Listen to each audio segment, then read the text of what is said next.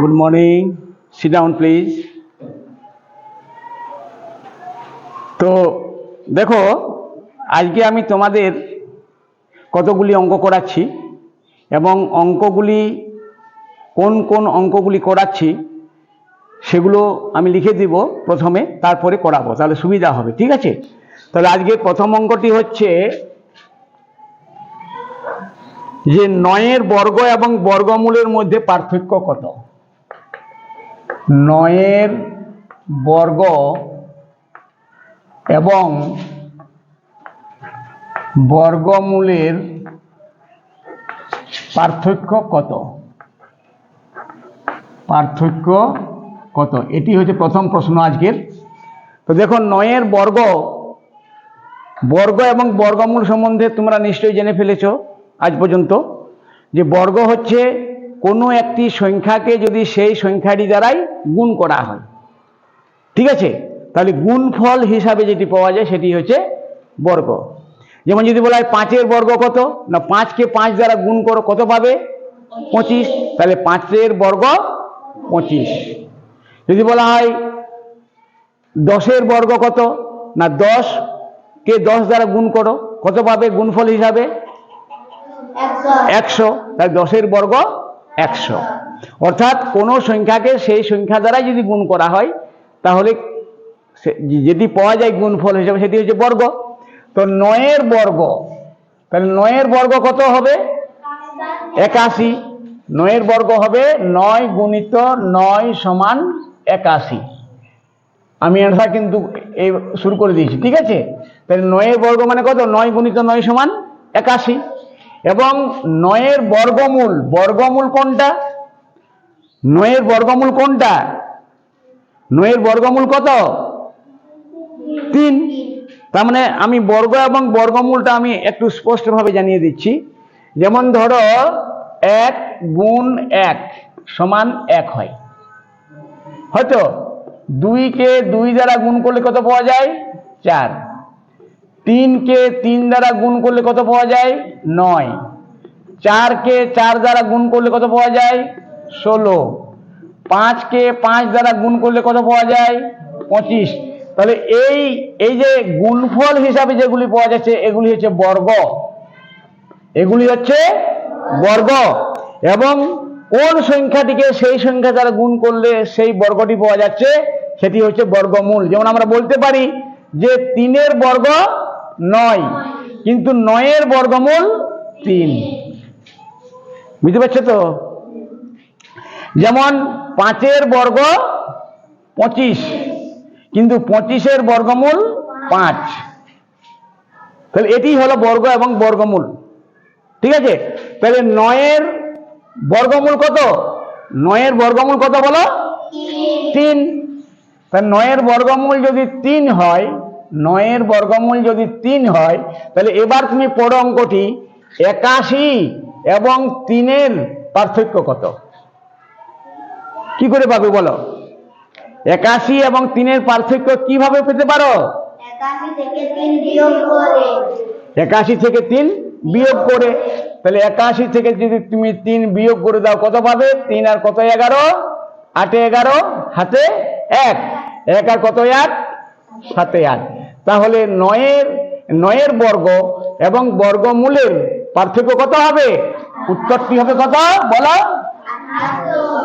78। এটি হবে অ্যান্সার। আশা করি বুঝতে পারছো। এরপরে দেখো প্রশ্ন সংখ্যা 2।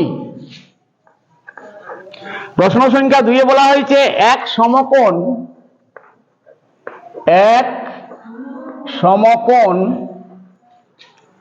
এক সরল কোণের কত অংশ? এক সরল কোণের কত অংশ? কত অংশ, এটি হচ্ছে প্রশ্ন। এক সমকোণ এক সরল কোণের কত অংশ? এখন তোমার সমকোণ নিশ্চয়ই জানো। সমকোণ মানে কত ডিগ্রির কোণকে বলা হয় সমকোণ? 90 ডিগ্রি। 90 ডিগ্রির কোণকে বলা হয় সমকোণ। তাহলে এক সমকোণের জায়গায় আমরা লিখলাম 90 ডিগ্রি। আর এক সরল কোণের মান কত?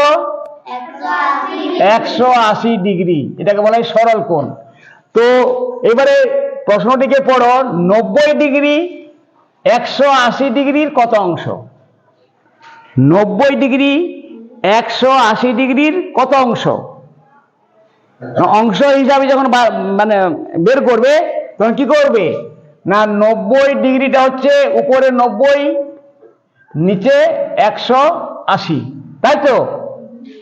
ধরো তোমরা পরীক্ষাতে নাম্বার পাও, তোমরা কি খাতাও দেখতে দেওয়া হয় যে তুমি কত নম্বর পেয়েছো?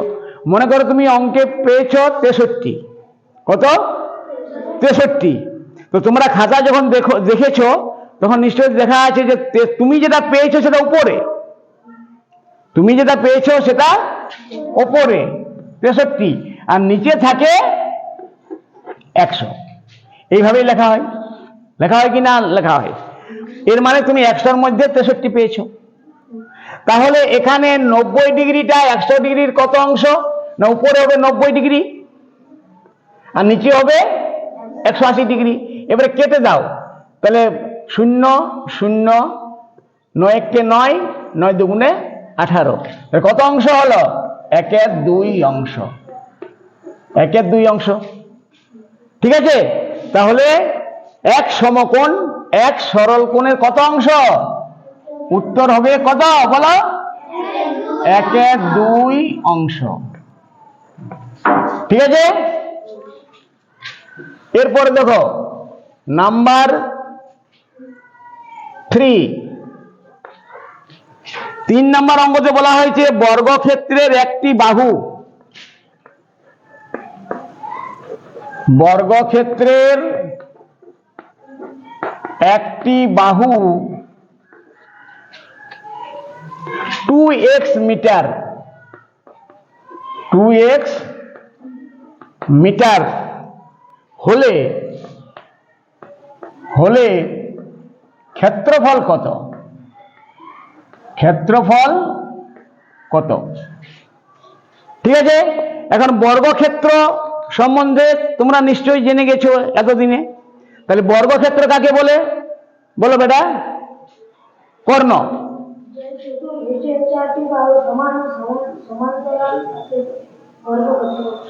একটু ভুল বললে, বলো বর্গক্ষেত্র কাকে বলে? যে চতুর্ভুজের 4টি বাহু সমান এবং প্রতিটি কোণ সমকোণ তাকে বর্গক্ষেত্র। হ্যাঁ, এটি হচ্ছে বর্গক্ষেত্রের সংজ্ঞা, সঠিক সংজ্ঞা। যে চতুর্ভুজের 4টি বাহুই সমান এবং প্রতিটি কোণ সমকোণ অর্থাৎ 90 ডিগ্রি করে, তাকে বলা হয় বর্গক্ষেত্র। ঠিক আছে, বসো। তাহলে বর্গক্ষেত্র আমি একটা ছবি আঁকছি, দেখো। ধরো এটি একটি বর্গক্ষেত্র, তাই তো? এটি একটি বর্গক্ষেত্র, এই 4টি বাহুর মাপ কিন্তু সমান। যদি একটি যদি 9 সেন্টিমিটার হয় তাহলে এটিও 9 সেন্টিমিটার, এটিও 9 সেন্টিমিটার, এটিও 9 সেন্টিমিটার। 4টি বাহুর মাপ সমান আর প্রতিটি কোণ 90 ডিগ্রি করে, প্রতিটি কোণ 90 ডিগ্রি করে, এটিকে বলা হয় বর্গক্ষেত্র। ঠিক আছে, এখন বর্গক্ষেত্রের একটি বাহুর মাপ দেওয়া আছে কত? 2x metre. কত দেওয়া আছে? 2x metre. এটি যদি 2x হয় তাহলে এটি হবে 2x, এটি হবে 2x, এটি হবে 2x। তাহলে ক্ষেত্রফল বের করতে বলা হয়েছে। তাহলে বর্গক্ষেত্রের ক্ষেত্রফল সমান কি বটে? সূত্রটা কি বটে? বাহু গুণিত বাহু।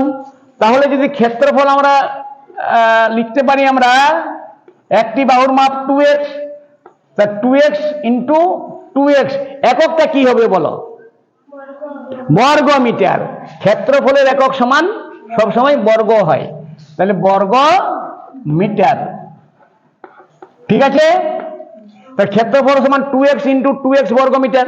এখন বলো দেখি, অমিত বলো, অমিত বলো 2x কে 2x দ্বারা গুণ করলে আমরা কত পাই?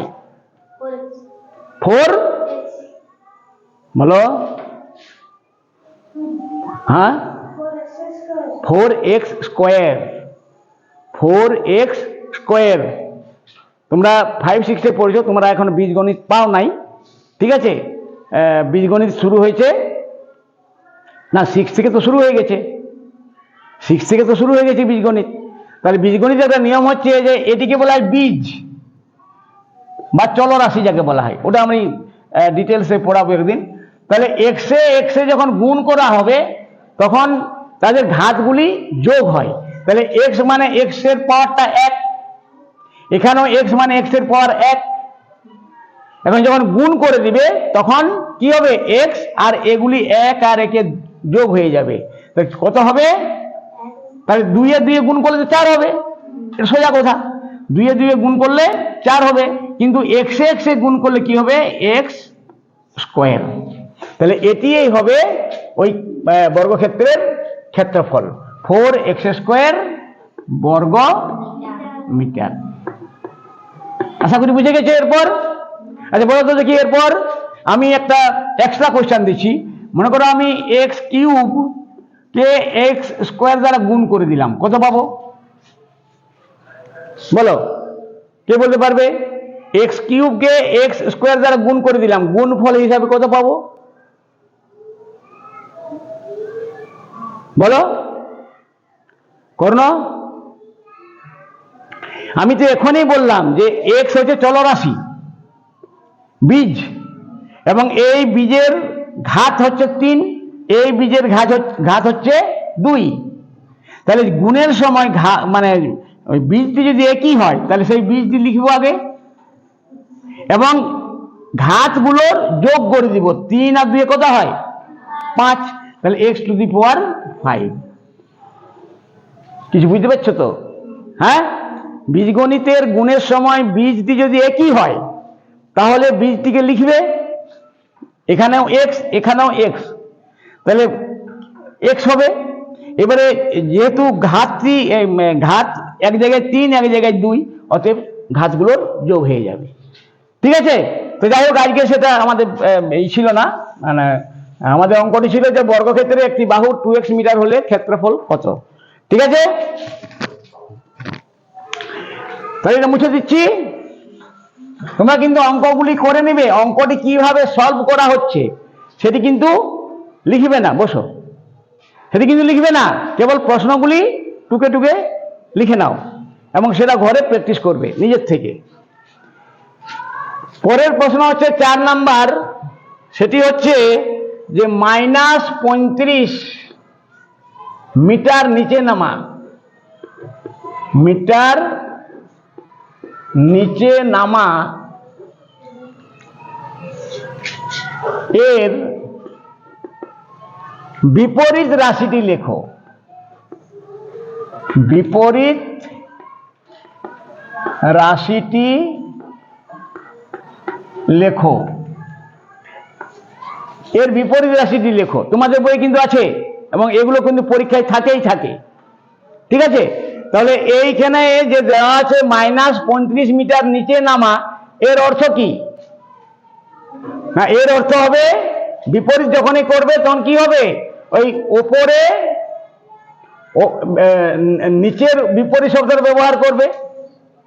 নিচের বিপরীত শব্দ কি হতে পারে? উপরে। ভালোর বিপরীত শব্দ কি? মন্দ। লম্বার বিপরীত শব্দ কি? বেঁটে। নতুনের বিপরীত শব্দ কি? পুরাতন। তাহলে নিচের বিপরীত শব্দ কি? ওপরে। ঠিক আছে, তাহলে এটাকে করে দিলে ওপরে, আর এটাকে সাইনটা চেঞ্জ করে দিবে, মাইনাস আছে মানে কি হবে? প্লাস। তাহলে +35 মিটার কি উপরে যাওয়া বা উপরে ওঠা, এটাই হলো এটির কি বিপরীত রাশিটি। কিছু বুঝতে পারছো? হ্যাঁ, মানে বিপরীত ব্যবহার করবে, নিচের বিপরীত উপরে আর মাইনাসের বিপরীত প্লাস, হয়ে গেল। আশা করি এরপর যদি পরীক্ষাতে এরকম প্রশ্ন থাকে নিশ্চয়ই করতে পারবে। পারবে কিনা পারবে বলো? পারবে তো? ঠিক আছে, তাহলে এরপর আমরা চলে যাচ্ছি অঙ্ক নম্বর 5-এ। অঙ্ক নম্বর 5-এ, অঙ্ক নম্বর 5-এ লেখা আছে সংখ্যামালাটি কথায় লেখো। সংখ্যামালাটি কথায় লেখো। লেখা আছে ব্র্যাকেটের ভিতরে p/n 3 - 4। এই যে একটি সংখ্যামালা, এটিকে বানান করে লেখো। তাহলে p/3 মানে কি বলো? p এর 1/3। গুড। তাহলে এটা কি হবে? p এর 1/3।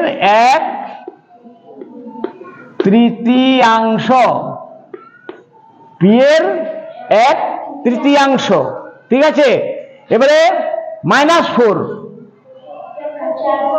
অপেক্ষা 4 কম। যদি এখানে প্লাস থাকতো তাহলে অপেক্ষা 4 বেশি হতো। তাহলে p এর 1/3 অপেক্ষা 4 কম। এটি হলো এই রাশিমালাটিকে বানান করে লেখা। ঠিক আছে। হ্যাঁ। Question number 6। Question number 6। Question number 6-তে বলা হয়েছে 5.3 সেন্টিমিটার মানে সেমি, ঠিক আছে, সমান কত ডেকামি? ডেকামি। এটি তোমরা প্রশ্নটি দেখেই বুঝতে পারছো যে এককে রূপান্তরণের অঙ্ক বটে। মানে আমরা একটা একক থেকে অন্য এককে যখন প্রকাশ করি তখন আমরা একটা তালিকা মুখস্থ রেখেছি। দেখেছি তো? সেই বলো, সেই লাইনটি কি? যখন আমরা এক প্রকার একক থেকে অন্য প্রকার এককে যাওয়া আসা করি তখন একটি তালিকা আমাদের ব্যবহার করতে হয়। সেই তালিকাটি কি? কে বলতে পারবে বলো? আর্জুনা বলো। হ্যাঁ, কিলো হেক্টো ডেকা মিটার। এই ডান দিক থেকে কিন্তু, ঠিক আছে। তাহলে তালিকাটি হচ্ছে kilo hecto deca metre deci centi মিলি।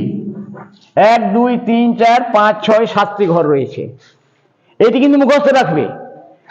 বাম দিক থেকে ডান দিকে kilo hecto deca metre deci centi millimetre, ঠিক আছে। এবং তোমরা নিশ্চয়ই জানো যে বাম দিকের গুলা বড় হয়, ডান দিকের গুলা ছোট হয়।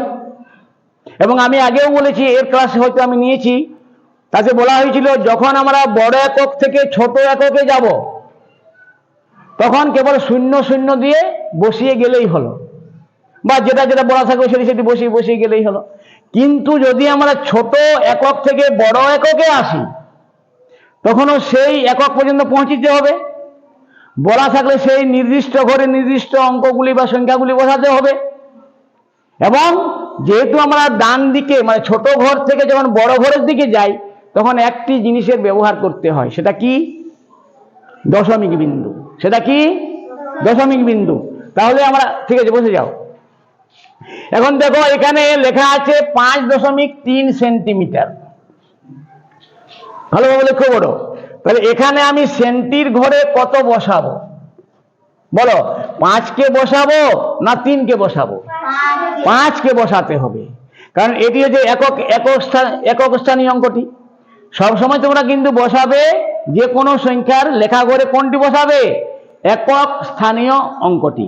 তাহলে 5.3 এই সংখ্যাটিতে একক স্থানীয় অঙ্ক কোনটি বটে? 5। 3 কিন্তু একক স্থানীয় অঙ্ক নয়। এক্ষেত্রে আরেকটা মজার ব্যাপার আমি শেখাচ্ছি। মনে করো দশমিক বিন্দুটি নেই, এখানে সংখ্যাটি রয়েছে 53। এখন বলো দেখি এই 53তে একক স্থানীয় অঙ্ক কোনটি? 3। তাহলে মনে রাখবে এই কথাটি, ঠিক আছে, যে শেষের ডান দিকের শেষের অঙ্কটি একক স্থানে হয় যদি দশমিক বিন্দু না থাকে তখন। কিন্তু যদি কোনো সংখ্যাতে দশমিক বিন্দুর ব্যবহার হয়ে থাকে তাহলে দশমিক বিন্দুর ঠিক বাম দিকেরটি কিন্তু একক স্থানীয় অঙ্ক ধরা হয়। তাহলে আমরা এখানে বসাবার সময় কি করব? 5কে বসাবো এখানে, 3 চলে যাবে আপনি কোথায়? মিলিমিটারের ঘরে। এরপর তোমাকে বলা হয়েছে কত ডেকামিটার। তাহলে আমরা এবারে ওই ঘর থেকে এই দিকে ঘরে আসছি, মানে ডান ঘর থেকে বাম ঘরের দিকে আসছি, ছোট ঘর থেকে বড় ঘরের দিকে আসছি। তাহলে কি করতে হবে? সেই ঘর পর্যন্ত পৌঁছিতেই হবে, 0 0 দিয়ে হলেও পৌঁছিতে হবে। পৌঁছিলাম। আর যেহেতু আমরা ডান দিকের ঘর থেকে অর্থাৎ ছোট এককের ঘর থেকে বড় এককের ঘরের দিকে এলাম, সুতরাং যেখানে বসলো লাস্টের অঙ্কটি তারপরে দশমিক হবে। তাহলে কত হবে? 0.0053 ডেকামিটার। বুঝতে পেরেছ? তাহলে এটি হবে কত? অ্যান্সারটি হবে কত? 0.0053 ডেকামিটার। ঠিক আছে? তাহলে আমাদের কয়টি অঙ্ক হলো আজকে? 6টি অঙ্ক হয়ে গেল। তাহলে এরপর দেখো আমরা অঙ্ক নম্বর 7। অঙ্ক নম্বর কত? 7 নম্বর প্রশ্ন যে বলা হয়েছে, দেখো একটা খুব ইন্টারেস্টিং অঙ্ক। আমরা একটু আগে যে বর্গ এবং বর্গমূল বললাম না, ঠিক সেই বর্গ এবং বর্গমূলের অঙ্ক। এবং তোমরা নিশ্চয়ই জানো বর্গমূলের চিহ্ন কেমন। বর্গমূলের চিহ্ন হচ্ছে এরকম। যেমন যদি বলা হয় 36 এর বর্গমূল, 36 এর বর্গমূল, তখন আমরা 36 লিখে আর এই চিহ্নের ভিতরে 36কে ঢুকিয়ে দেব। এটি হচ্ছে 36 এর বর্গমূল। আর 36 এর বর্গমূল আমরা জানি কত? বলো, 6। তো যখন 6 লিখব, যখন আমরা 36 এর বর্গমূল করে দিব 6, তখন কিন্তু এই চিহ্নটি আর থাকবে না। মানে এই চিহ্নটির ভিতরে যতক্ষণ পর্যন্ত আছে ততক্ষণ তো কি হবে? ওই বর্গ সংখ্যাটাকে লিখতে হবে। কোন বর্গ সংখ্যার বর্গমূল মানে বর্গ সংখ্যাকে ওই চিহ্নের ভিতরে ঢুকিয়ে দিতে হবে। তাহলে এটি হচ্ছে 6। এখন সেই রকমের একটি অঙ্ক, ঘন্টি পড়ে গেছে, সময় খুব কম, তবু আমি চেষ্টা করছি এই অঙ্কটি করে দেওয়ার। এটি হবে আজকের লাস্ট অঙ্ক।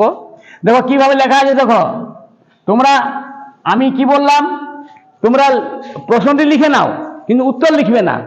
উত্তরটি তোমরা ঘরে প্র্যাকটিস করবে। ঠিক আছে? তাহলে এখানে আছে 76 প্লাস, আবার বর্গমূলের চিহ্নের ভিতরে বর্গমূলের চিহ্ন 20 প্লাস, আবার বর্গমূলের চিহ্নের ভিতরে বর্গমূলের চিহ্ন 16 প্লাস, আবার বর্গমূলের চিহ্নের ভিতরে বর্গমূলের চিহ্ন, লাস্টে আছে 81। তাহলে এই লাইনগুলোকে আমি বাড়িয়ে দিচ্ছি।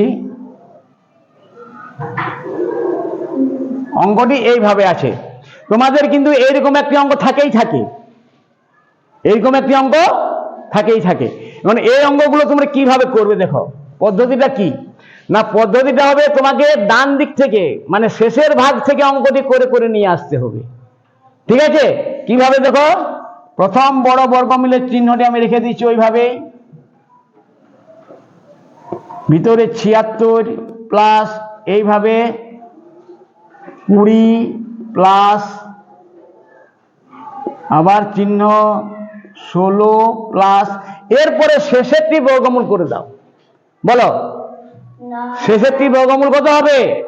9। তাহলে এখানে এই বর্গমূল করলাম মানে আর চিহ্নটি থাকবে না কিন্তু। তাহলে এখানে হয়ে গেল 9। এরপর তোমরা মুখে মুখে হয়তো করতে পারবে। দেখো 16 আর 9 যোগ করে দাও, এরপর 25। তাহলে 25 এর বর্গমূল কত? 5। এবারে 20 সঙ্গে 5 যোগ করে দাও, আবার 25 এর বর্গমূল বের করো 5। 76 এর সঙ্গে 5 যোগ করে দাও, 81 এর বর্গমূল বের করে দাও 9। তাহলে এটির উত্তর হলো 9। খুব কিন্তু একটা ইন্টারেস্টিং অঙ্ক এবং খুব সোজা অঙ্ক। মানে ডান দিক থেকে শেষের দিক থেকে করে করে নিয়ে আসবে। ঠিক আছে? তাহলে উত্তরটি শেষে তোমরা পেয়ে যাবে। তাহলে ঘন্টি পড়ে গেছে, সময় শেষ, তোমরা আজকে যেতে পারো। এখন আমরা আবার এরকম বিভিন্ন রকমের অঙ্ক নিয়ে আসব। ঠিক আছে? এবং এই ভিডিও করার সব থেকে যেটা বড় তোমাদের লাভ, সেটা হচ্ছে কি, ধরো আজকে যে স্টুডেন্টরা আসেনি বিদ্যালয়ে, তারা কিন্তু ঘর থেকেই এই ক্লাসগুলি তারা অ্যাটেন্ড করতে পারবে। ঠিক আছে, তাহলে সবাইকে ধন্যবাদ। You can go now. Thank you.